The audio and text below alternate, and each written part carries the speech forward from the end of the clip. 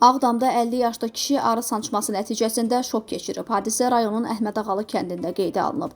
Kənd sakini 1976-cı il təvəllüdlü Yasin Yadulluoğlu Əhmədov saxladığı arılara qulluq edərkən onu arı sancıb. Nəticədə Yasin Əhmədovun vəziyyəti qəfil pisləşib və o şok keçirib. Hadisə yerinə çağırılan təcili tibbi yardım briqadası tərəfindən xəstə Ağdam rayon mərkəzi xəstəxanasına çatdırılıb. Faktla bağlı araşdırma aparılır.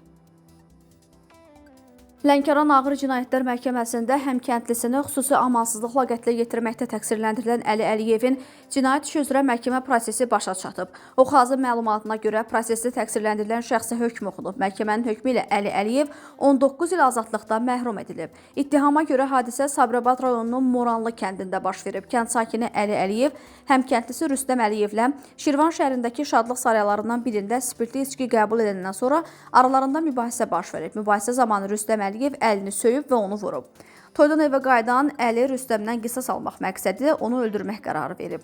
O Rüstəmin yaşadığı məhəlləyə gələrək onu çağırıb. Rüstəm küçəyə çıxdığı zaman Əli özü ilə gətirdiyi mətbəx bıçağı ilə onu kürək nahiyəsindən vurub. O daha sonra Rüstəmə ard-arda bıçaq zərbələri endirib. Əli Rüstəmə qarın, ürək və baş nahiyələrindən ümumilikdə 33 bıçaq zərbəsi vurub, sonra isə başını kəsib.